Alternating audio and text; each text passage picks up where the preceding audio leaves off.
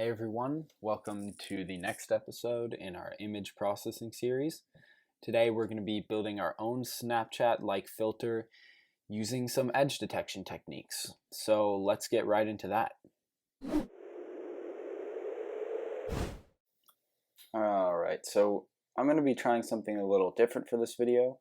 I saw some comments that said the videos go a little bit fast, so I'm going to slow this one down. That does mean the video is going to be a little longer, so I hope you all will make it through. But with that said, let's just get right into it. Alright, so the first thing I want to do here is kind of explain how the edge detection is going to go down. So let me hop over to the browser over here, and you can see I have Wikipedia pulled up. The method for edge detection we're going to be going over today is called the Sobel operator. So that's the type of edge detection I use to build that filter that you saw in the thumbnail. And essentially how this guy works is it's going to use convolution to assign a weight to each pixel based on how likely it thinks it is to be an edge. And there's a little more in depth here that I'm going to cover. I made some graphics to look at. So if we come back over to Sublime over here, you can see I made a couple examples here. So why don't we take a look at this example, this first example right here, this first grid. So you see we have 166, 24, 20, ... We have this little grid here, and we're going to focus on the center pixel that says 21 there. So if you look at the center pixel and you look to its left, you can see there's a lot brighter of a pixel there. And same thing if you look above or below it, it looks like there's a lot of bright pixels kind of to the left of it and some darker pixels to the right of it. So this pixel here would most likely be an edge, and in fact it would be kind of a horizontal edge, I guess you would say, because the edge itself would actually be going vertical, but in terms of like which direction the color is changing, it's changing horizontally. And so the way Sobel detects a horizontal edge, that's what I'm going to call this type of edge, is it uses this kernel HX right here. And so you can kind of look here and see it's negative on the left and positive on the right. So what that's going to do is if a certain pixel has something very different on the left than it does to the right, then this guy is going to be really big, or it's going to have a big magnitude. It might be really, really negative, or it might be really, really positive. And so you actually see that in this first example here. If I put this kernel over the center pixel here and actually perform this convolution, you can see below, I've made this bold. You can see this value is very big. It's negative 620. And in terms of a convolution, that's a pretty big value. So this guy would show up as a horizontal edge because it has a very large GX. And so let's look at another example here. Let's look at the same grid, but instead we'll check for a vertical edge. So how do you check for a vertical edge? Well, you do the same thing, just flipped 90 degrees, right? So HY is the kernel that we would use, and basically it's just a 90-degree flip of HX. And so if we put HY over our first example here, you can see that the value we get is relatively low compared to the value we get for GX. And that's because this edge isn't really vertical. There's a little bit of a vertical component here. As you see, there's a 101 below this 21. But mostly this edge is a horizontal edge because it's shifting as you move in this X direction, right? But what's an example that is more of a vertical edge? Well, I have this middle grid here. So this guy has 92 in the center here, and it has some really big values on the bottom and some relatively smaller values on the top. And so what happens when we put the vertical edge kernel over this guy? Well, you can see in bold down here, we actually get a value of negative 472 for this pixel when we do the convolution. And that's also relatively big. That's up in the range. It's closer to 620 than it is to 174. So this is a pretty big value. And so this guy would light up as a vertical edge, right? Because as you move downward, it gets a lot brighter all of a sudden.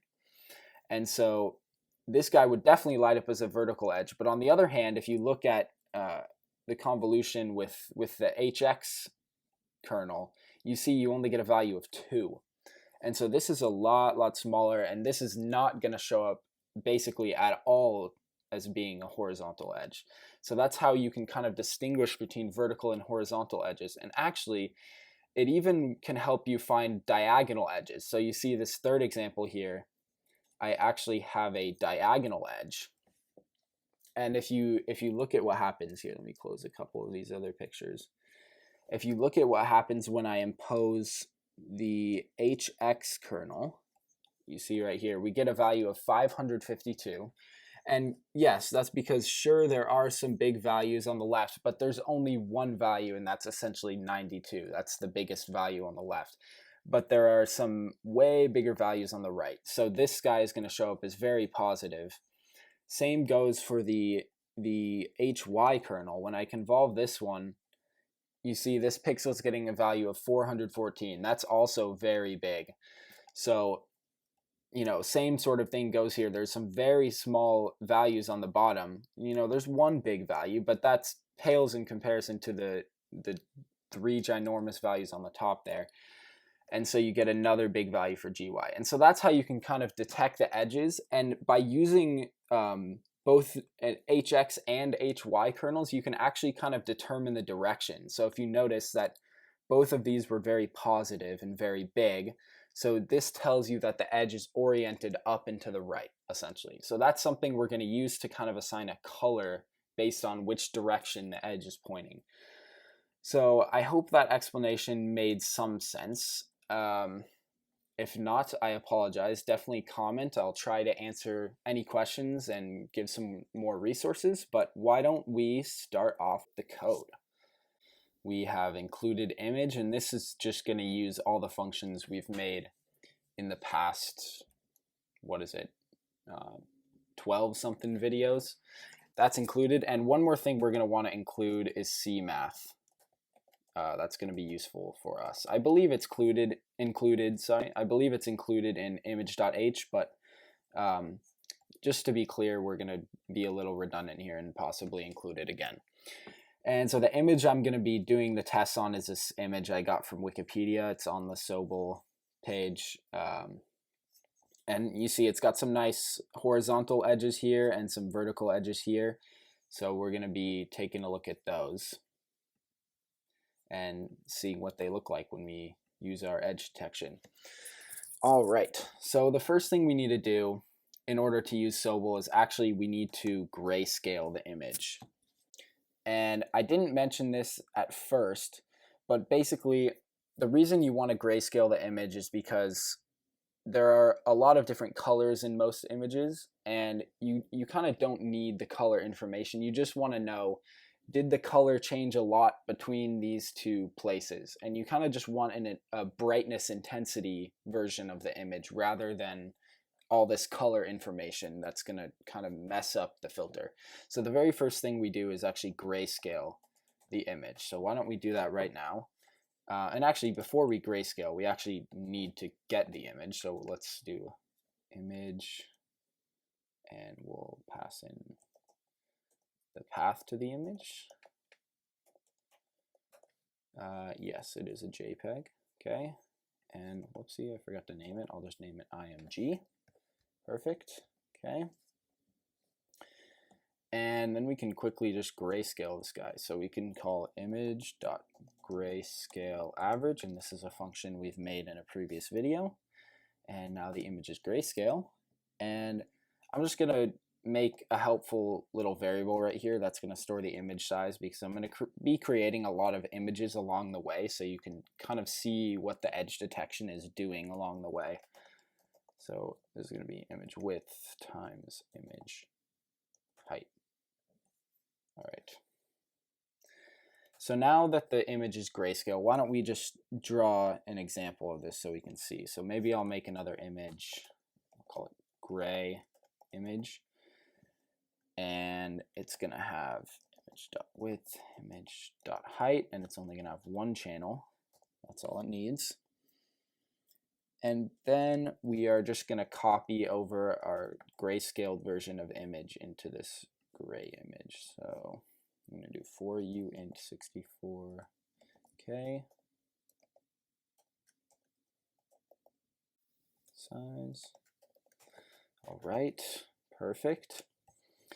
And what we can now do here is just copy the data. So we're going to put in our gray image data. So we'll call this gray image data is equal to image.data. And we're just going to get the same pixel, except remember that this image is actually going to have 3 channels by default.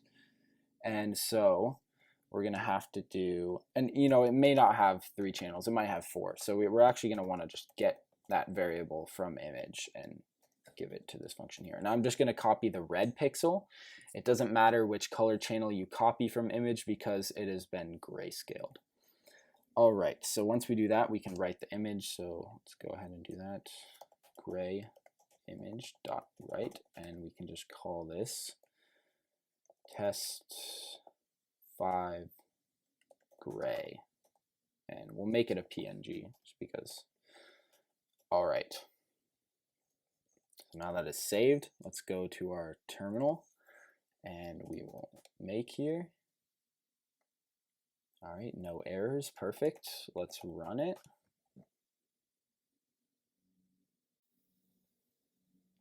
Okay, so we wrote our image. Sweet, so let's pull up what that image looks like. It looks like I wrote it to the wrong folder, but let's just pull it up here. So this is our grayscale image. You've seen this before if you watch our grayscale video. And it looks like maybe the image on Wikipedia was already grayscale in the first case, but just in case it wasn't, we made a gray version of the image. And so now what we want to do is actually blur the image. And so why would I blur the image? You might think that that would get rid of some edges. And actually, you're right. It would get rid of some edges. But the reason we want to do a blur next is because oftentimes in images you have some noise, some stray, very bright pixels maybe that aren't actually edges, but they're just, you know, stray pixels that might mess up our edge detection or kind of confuse it. So we actually want to try to get rid of this noise, and the way you do that is by doing a blur. So let's just do that. I'll create a new image called blur image, and this is going to have the same dimensions, 1 channel, and I'm going to use a Gaussian blur. So if you watched our convolution video, you know what a Gaussian blur is maybe. If not, definitely go watch the convolution video. It's going to be very useful in understanding this. All right, so let's make the kernel for this blur. So we should have scene, and everything's going to be over 16. So I'm just going to kind of copy this. All right, go. Okay. And then these guys in the middle are just a bit bigger. So the main thing to pay attention about this Gaussian blur is the numerators here. Notice how they change, kind of centralized around the pixel, but you're getting some influence from the pixels around it. And so that actually makes a blur. All right. And then we can just call our convolution function. So we want to call that on gray image. So gray image dot convolve, and we're going to use a linear convolution. And the parameters that go in here are first the channel you want to do the convolution on. So there's only 1 channel in this image, so it's the 0th channel. And then the size of the kernel, which is 3 by 3, and then the actual kernel itself. So it's going to be the Gauss kernel we just made, and then the center, which coordinate you want to use as center. And so we want to use 1, 1 because we want this guy to be the center. So there we go. The convolution is complete, and then we can copy this convolved image into our new image. So let's do Really should have made a copy constructor for the image class, but that's something maybe you guys could add if you wanted to. Okay. Size. And honestly, I probably should have copied that for loop I made up here. I'll at least use it for this part. I'll just copy this. So we are going to set blur image k equal to this, and it's actually going to be blur image.data. All right, so this is going to copy the image data from our newly blurred image into a new image, and then we can write that. So we can do blur image.write, and let's call it images test 5 blur. Sweet. Okay. Alrighty then. So I'm just going to delete this image that went into the wrong folder here, and then I'm going to open the terminal and let's give this a test. Let's see if it actually blurred. So we'll make really quick. I did forget a semicolon after this definition. Okay. Okay, let's try that again. Perfect. And then we'll run. Sweet. Okay, so we wrote our two images. Let's open those up. We got test 5 blur open, and we got test 5 gray. So I'm not sure if this is going to be visible on the video, but if I switch over, right now I'm on the gray image, and let me switch to the blur right now. I don't know if that's visible. It's definitely visible for me. I can see that it's more blurred now, and then I'm going to switch back now. So this might be something you have to try on your own, but when you try it on your own, you will see the blur difference. It gets rid of some of that extra noise that you don't really need in the image. All right, so with that done, we're ready to do the actual edge detecting. We're going to get down to the real meat of the code here. And so what do we have to do here? So this is the actual edge detection. Right, so a couple things I want to create first. The way I'm going to do this convolution for the HX and HY filters is I'm actually going to split them up. If you look on the Wikipedia here, you can see it says that the operators are separable, so you can actually do it as two separate convolutions with smaller kernels. And so that's how I'm going to do it, because it's going to make it a little bit faster. And in fact, I'm not even technically going to use the Sobel kernel. I'm actually going to use the char kernel, which is this one down here. It's the exact same thing as the Sobel kernel. It just uses some different numbers which arise from some optimizations of the Sobel kernel. So, you know, everything is the exact same except the numbers just change a little bit, and the code is going to change a little bit. If you want, you can just use the convolution functions we've already made with the full kernels, but it's going to be a little faster if I separate them and do two convolutions. So that's something you can choose to do as well.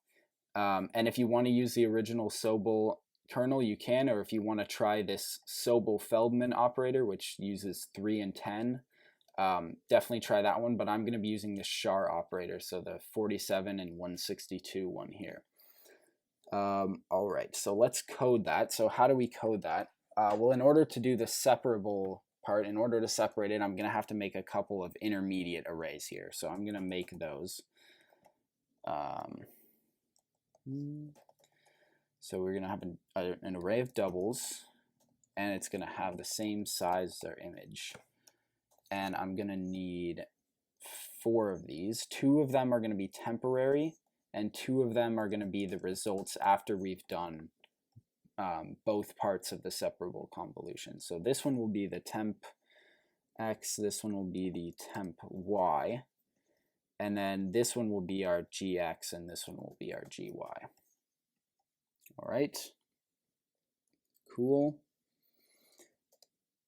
And then let's do our separate convolution. So just so the code is clear here, let me make some space down here. All right, And so this is going to be very easy. We're just going to do a double for loop. So we're going to loop over the rows and columns of our image. And I'm actually going to start not at the 0th column. I'm actually going to start at column 1. And the reason for that is just because when the kernel goes off the edge of the image, it's going to kind of automatically make an edge there, since it's going to see a 0 off the edge of the image. And if you want the edge going around your image, you can put this as 0, but I don't really want it there, so I'm going to leave it as 1. And same goes for the other side. I'm actually not going to go all the way to the right edge. I'm just going to go right up before that. So it's going to be blur image dot width -1. So I'm not going to go to the very last edge there. And then we can increment C. And similar thing goes for this inner loop, except for this one you can actually go over all the rows, because we're going to be doing this convolution first. Let me explain. We're going to be doing this one first. You see how this first convolution that occurs in parentheses is a 1/3 kernel. Because it's long, that's not going to matter. Like, you can't really go off the edge of the top or the edge of the bottom, so it doesn't really matter when you're looping over the rows. And the same thing will go for when we do the second convolution. We're not going to have to worry about going over the edge of the left or right. All right, okay, and these are going to have to change to R's. This is going to have to change to H, and this is going to go away. All right, and so basically what we're going to do is we're just going to, if you've watched the convolution video, this is basically the exact same thing, except it's separated into 2 convolutions. Right, and so all we're going to do here is just set the current pixels tx and ty to whatever value it should get based on the convolution. And that's just done using some basic multiplication and addition. I will show the full code or full equations in a minute here. All right, so I just got finished doing the first part of the convolution here. The second part of the convolution is almost exactly the same, so I'm just going to copy it and change a couple things around. The only thing that changes here for the second round is that we can actually start here and end here, because the edges will all be not considered anyway. Then we are just going to have to change these to gx and gy, and then these to tx and tx,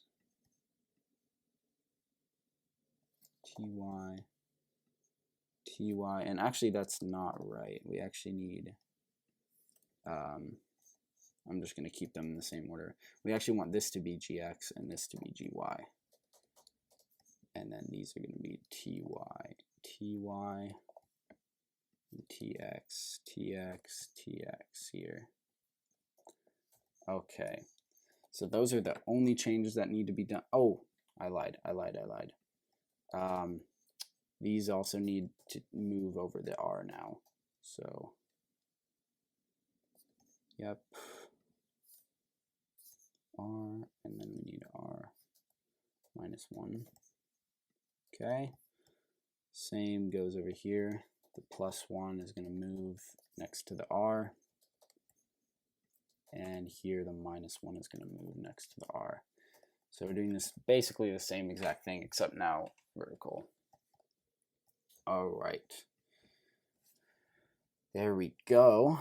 So that should be it there. Why don't we delete? I'm going to zoom back in.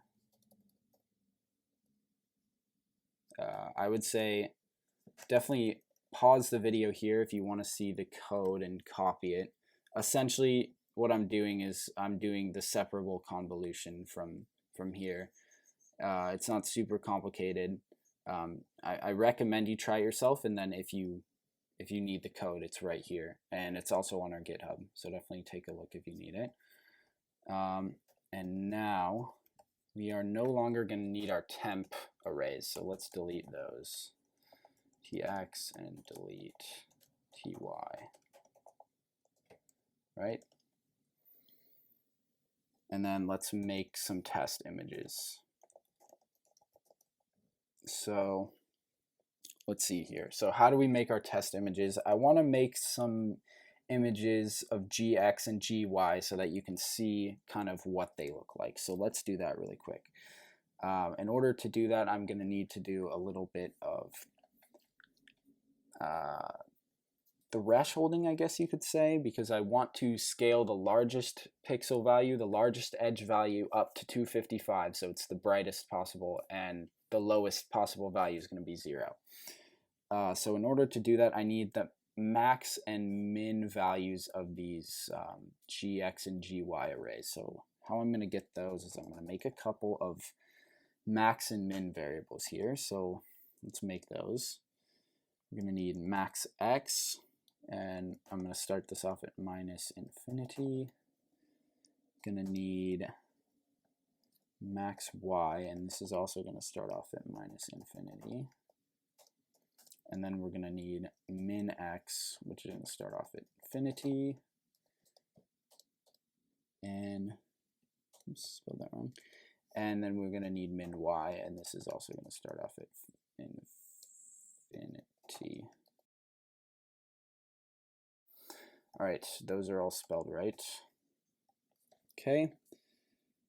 And then let's actually set those to their correct values using a for loop. So we can go for, and we'll look for them by going max x is just going to equal float max. And this is where CMath comes in. We need these functions here.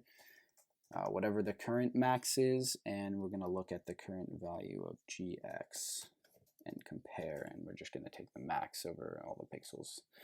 All right, so we can do basically the same thing for all these. So this is going to be max y, min x, and min y, except this is going to be f min. It's going to be f min. This is going to be max y and gy. This is going to be min x, and this is going to be min y and gy. Okay, perfect. So now we know the max and min values. Now we just have to create some images to help us here, help us visualize here. So let's do that. So we can have width image.height, and it's going to have one channel. I'm just going to make it black and white. That's all we need for this visualization here. So we're going to have gx and gy. And how are we going to set these? We're going to do another loop through these data here. Okay. And what do we do in here? Well, basically, I'm just going to use these max values we just got to assign every pixel a value between 0 and 255, because right now these are double values. And so I'm just going to give them pixel values here. So we can do gx.data, okay, equals, and I want to cast everything here to a byte.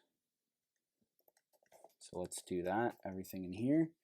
And then the scaling math ends up working out like this. So it's 255 times our range here. So we want the current pixel value of gx minus the min value.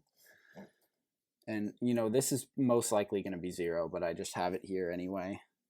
And then we need the entire range here. So this is going to be the max x minus the min x. Perfect. All right. And I mean, that basically does that for image gx. We just got to do the same thing for image gy. So it's going to be a y. Basically, everything's just going to change to a y rather than an x here. All right. So with that done, we can go ahead and write these images. So let's do gx.write, and we'll write it to images/gx.png. Same thing goes for gy. Okay, cool. All right, let's pull up the terminal here and pray that we did not make any errors. We did make one error, and and it looks like I forgot to type out the full name here. It should be blur image. Let's see, did I do that anywhere else? No, I don't think so. Let's try that again. Perfect. We got a successful compilation here, so let's run it. There we go. All right, so we wrote our images. So let's first take a look at our original images that we have, and then I'll pull these guys up. All right, so here's our original image. Here's our grayscale version of the image. And then here's our blurred version of the image. And now from the blurred version of the image, we've extracted this image and this image. So as you can see here, this image kind of shows you all the edges that are changing left to right. So basically any part of the image where you have a big difference on the left as compared to the right, then it highlights the edges here as either really bright or really dark. And then same thing goes for GY here. This has done the same thing, but with the vertical edges. So that is about it for this part. Now you can kind of see what these kernels are each doing. They're each kind of locating all the horizontal and vertical edges here and highlighting them for us. And now we can use these values to help us determine the intensity and the direction of the edges. So how do we do that? Well, it's actually very fun. So I'm going to call this the fun part. All right. And this is where we actually get to finish up our filter here. So the very first thing we're going to need here is some threshold value. And again, this is to help get rid of any really insignificant edges. So through trial and error, I've found that this is a pretty good threshold to choose. You can go ahead and try some other threshold values and see how they work out for you. I'm not going to use this right away, but this will be used later, so it's good to define this up here. And then we're going to make some more arrays for our final creations here. So let's get a array called G, and this is going to be a double array. Okay, and another one called theta. All right, so what are these two arrays being used for? Both of these guys are going to be together the intensity and direction of our edges. So for every pixel in the image, we're going to look at, okay, what percent do we think this is an edge, and which direction is it facing if it is an edge? And that's where this threshold is going to come in. If the value is too low, it's going to say, all right, you're too small, you're definitely not an edge, and we're going to use that to just make it a black pixel. And then if it is above this threshold, then we're going to say, oh yeah, you are an edge, what direction are you facing? And let's give you a color. And so how do we do that? Well, we're actually going to use the HSL color scheme first. So that's hue sat lum. And the nice thing is that the hue is given on a 360 degree angle basis, or I guess I should say the hue ranges between 0 to 360. And our angle is also going to range between 0 to 360 degrees. So we can kind of use that to choose a color, and then we can just convert from HSL back to RGB and then assign the pixel whatever color we need to. So let me just finish up creating my variables here. So I'm going to make two extra variables here, and this is for inside the loop, and then we're going to start our loop where we calculate these values in here. So how do we do that? Well, we use gx and gy, and we just use some simple trigonometry. So if you've taken trigonometry before, then this is something that's going to be very familiar. We got essentially the Pythagorean theorem here, and some inverse trig functions action here. So that's basically the formulas we're using. very simple formulas. We can do this very quickly in the code. So first I'm going to let x be the current value of gx, and I'm going to let y be the current value of gy. And we're just going to use these in our formula. So based on these two x and y values, the value of g should be the square root of x squared plus y squared, like that. And the current value of theta should be the arctan, and we can use atan 2 here, of y over x, but for atan 2 we actually give it 2 parameters here. And so again, these are coming from the CMath library, so just make sure you include that at the top. And you know, this is it for calculating these two things here. We're basically done. The only thing we have left to do is the conversion from HSL into RGB, and that's essentially the hardest thing we have left to do. So you know, we just have to make the images now, and this part actually takes a little longer than you might think. Again, in order to make the images, we're going to need to find the max and min values of this function, and that's just so we can assign them, or sorry, this isn't a function. We're going to need to find the max and min values of this array, so we can assign proper values between 0 and 255. And so that's going to be a very similar thing to what we did up here. So I'm actually just going to copy this, and instead of being max x, it's just going to be called max and min here. And you know, we don't need 4 values here, so we just need these 2, max and min. And again, we don't need this, we just need max and min. And this is going to be f min. Oops, f min. It's going to be min, it's going to be max. And instead of gx and gy, we're just going to be looking at g here. And so that's this part done. Now we got to actually assign colors. So this is what we can use to give every pixel kind of an intensity. And all we have left to do is pick the color for that pixel, and that's going to use this part, and this is where we're going to have to use HSL and RGB.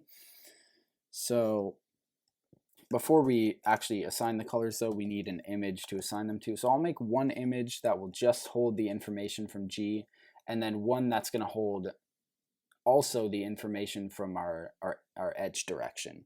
So this one's going to be image.width by image.height, and it's going to have one channel, but then our other image, which I'm going to call GT because it's going to be our G array and our theta array. This one actually needs 3 channels because we're going to be giving this one color. And so what do we do here? We shouldn't accidentally delete that parenthesis. We should make another loop. So that's what we're going to do. I'm just going to copy the loop from up there. Same thing going on down here. And we want theta to determine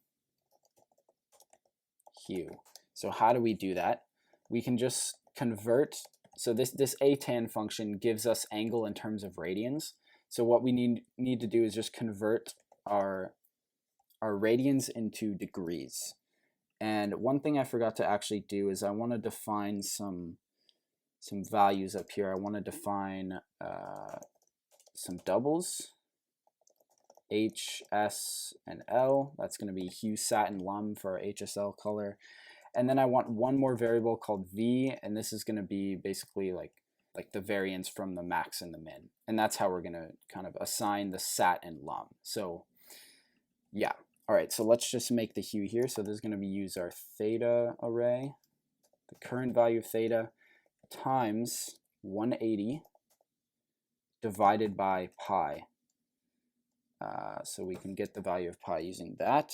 And then what I'm going to do is this theta array is actually going to range from negative pi to pi. And so if I just multiply by 180 and divide by pi, I'm actually going to get a value between negative 180 and 180. And I actually want a value between 0 and 360. So I'm just going to add 180 at the end here.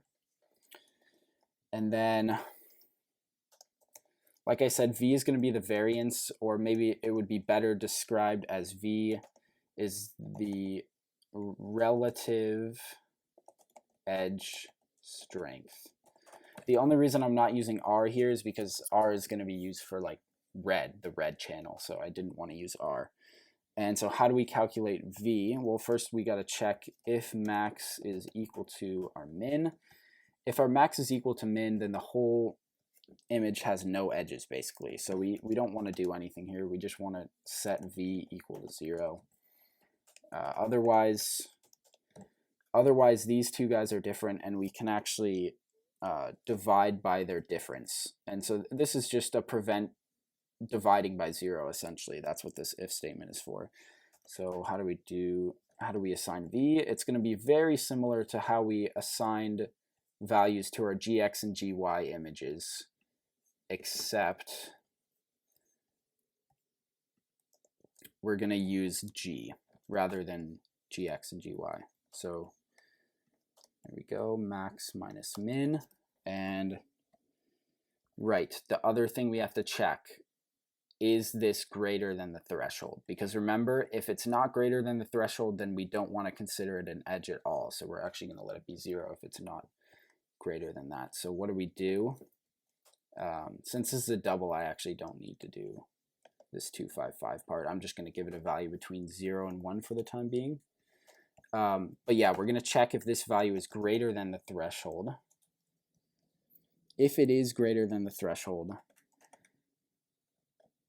if it is greater than the threshold, then we can just set it to this exact value here. If not, it's going to be 0, just as before. All right. And next thing we can do is actually set our saturation and luminance to these values. So then our sat is going to equal our lum is going to equal V. There we go. Okay, cool. All right. Final thing to do here is convert HSL to RGB. And this is going to seem pretty weird, everything I'm doing. I don't personally understand this conversion. I just looked up how to convert it online.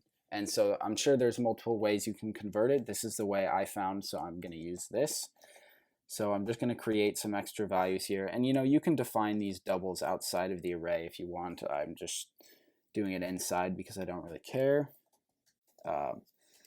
So again, these are just things I got online for this conversion. Looks very weird, I agree. All right, I may fast forward through this part as well. And again, the code will be on our GitHub, and you can always pause the video. This is going to be C times 1 minus the absolute value of, this part is kind of weird, we have to use the fmod function. Again, this is in our C math library. Just divided by 60, and we're going to fmod by 2, and then we're going to subtract 1. And that's that whole line. So this is a very weird value here, x, and then we're going to have a double m, which is going to be L minus C over 2. Very weird. All right, and then we can define our values RT, GT, and BT, and these are our red, green, and blue values, sort of, except they're going to be between 0 and 1. And we're going to have to convert them. And then here comes a big if statement. So this is all going to be based on the hue. So if the hue, we're basically going to split our hue into a 6 different sections, each of size 60 degrees. And that's how we're going to know how to assign our colors. So let's just do this really quick.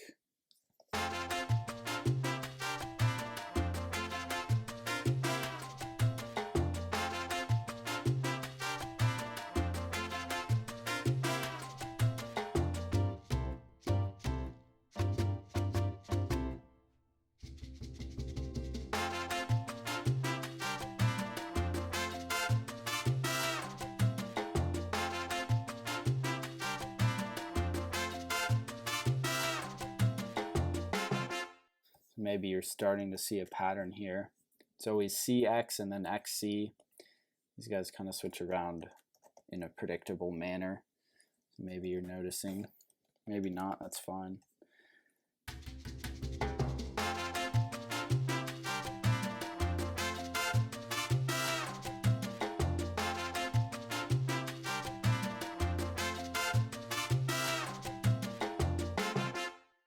Okay, so that completes that part of the conversion. There's just one very last thing to do, and that's to make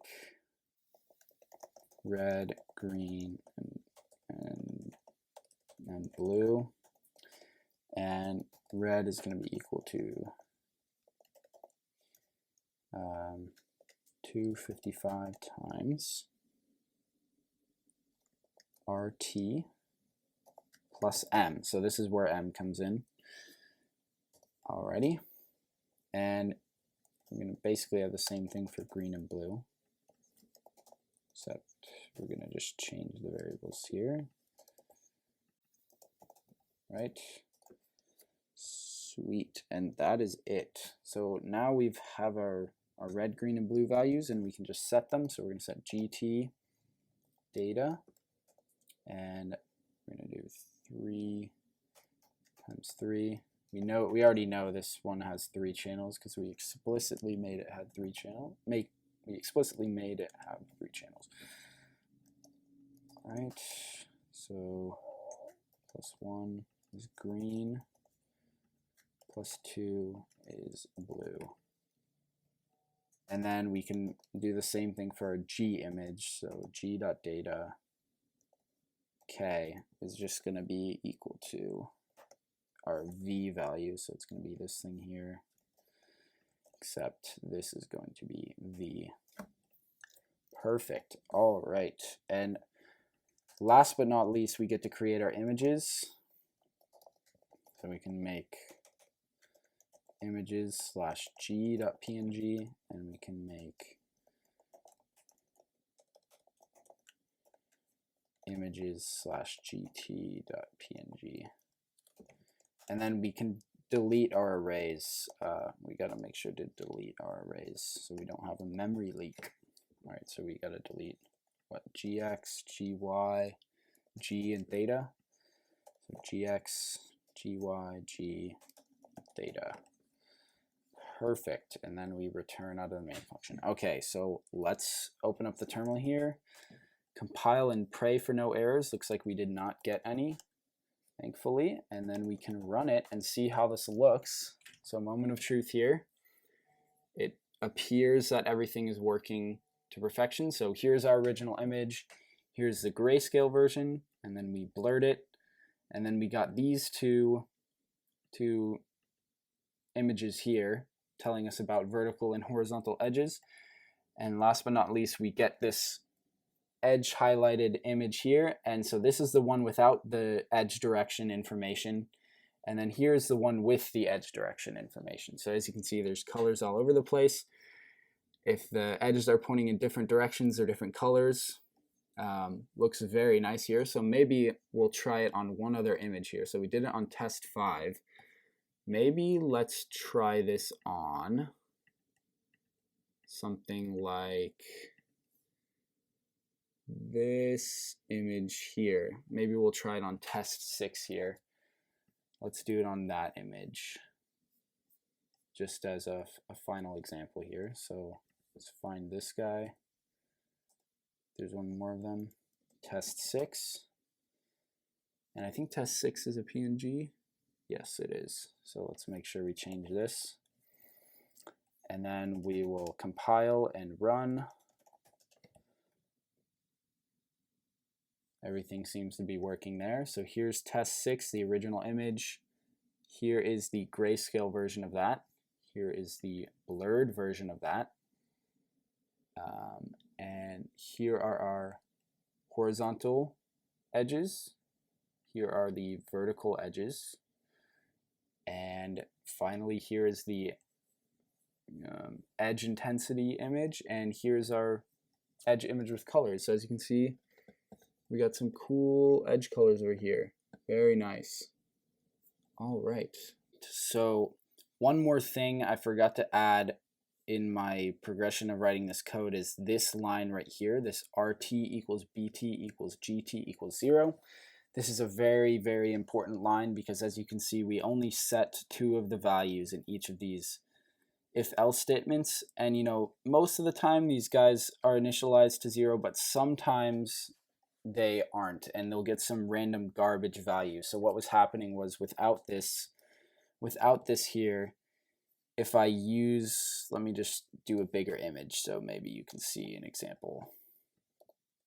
Let's use test 6 here, and let me